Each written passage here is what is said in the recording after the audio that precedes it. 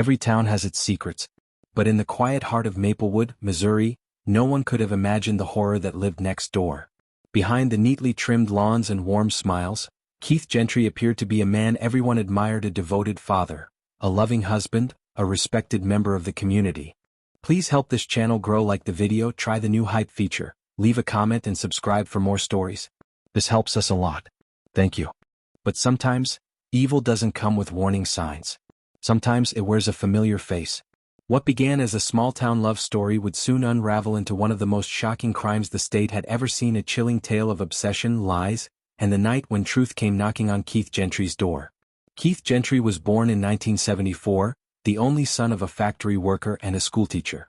He grew up quiet, polite, and always eager to please. His father's temper was legendary, and Keith learned early that silence was safer than defiance. In high school, he met Marlene Patterson, a kind, intelligent girl with a radiant smile. They were inseparable. After graduation, they married young, built a modest life together, and moved into a 2-story house on Birchwood Lane. Keith landed a steady job as an auto mechanic. Marlene worked part-time at the local library. From the outside, they were the picture of middle-class happiness. Neighbors often recalled how Keith would shovel driveways during the winter, host barbecues in the summer, and wave to everyone who passed. But behind closed doors, something darker was growing. Friends noticed subtle changes in Marlene. She became quiet, withdrawn, her once bright laughter replaced by uneasy smiles.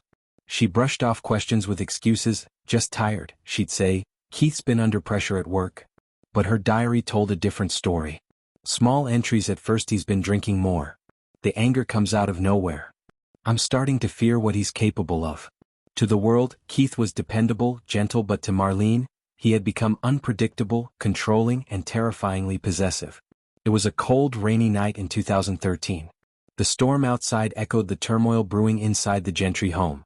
At 10:17 p.m., neighbors reported hearing shouting. Then a single scream, and silence. When police arrived the next morning, they found Keith pacing in his driveway, hands shaking. He told officers his wife had left after an argument, that she'd packed a bag and stormed out. But something felt off. Inside the house, there were signs of struggle: a broken lamp, droplets of blood near the stairs, and a faint trail leading to the garage. Marlene's car was still in the driveway.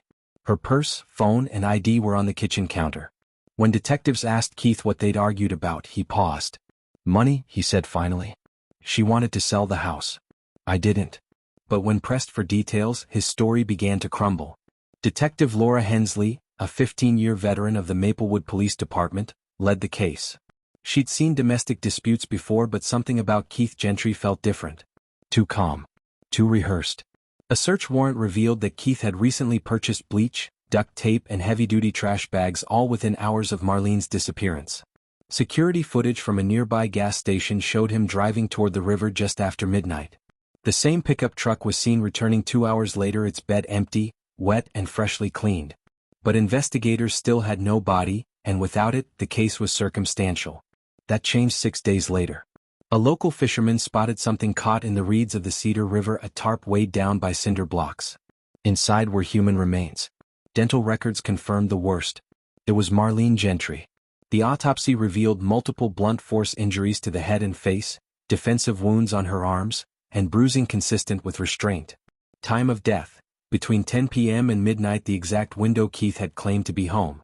Keith was arrested the following morning. His expression as he was led away? Cold. Emotionless. Almost relieved.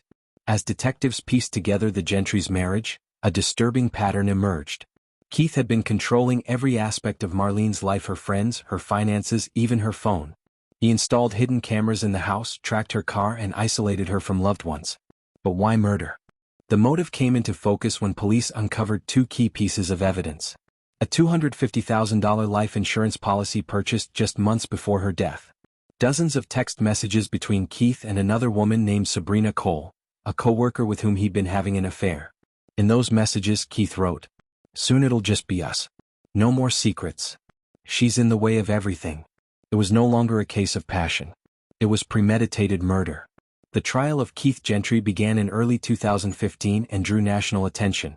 The prosecution painted him as a manipulative narcissist, a man who wanted freedom, money, and control. The defense argued that it was a tragic accident, that a heated argument escalated and panicked.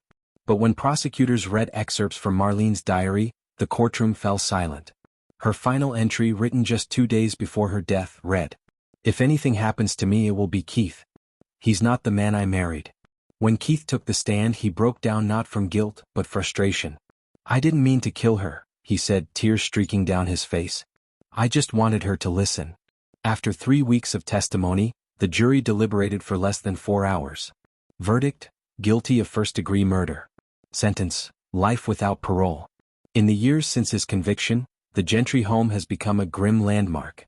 Neighbors moved away, unable to forget the sight of flashing lights and crime tape. Their children, now adults, refuse all media contact.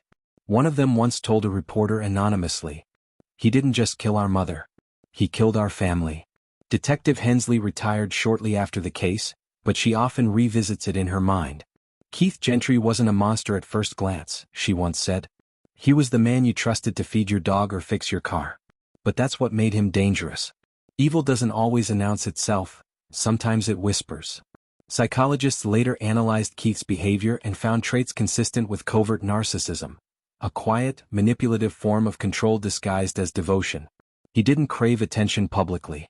He craved domination privately. To Keith, love wasn't a bond, it was possession. And when Marlene tried to break free, he chose to destroy what he couldn't own. In the end, Keith Gentry's story isn't just about murder. It's about the illusion of safety, the terrifying idea that evil can live behind the warmest smile. Every photograph, every church gathering, every friendly wave hid a truth too dark to see. And that truth still echoes through Maplewood, a chilling reminder that behind every perfect life, something unspeakable may be waiting.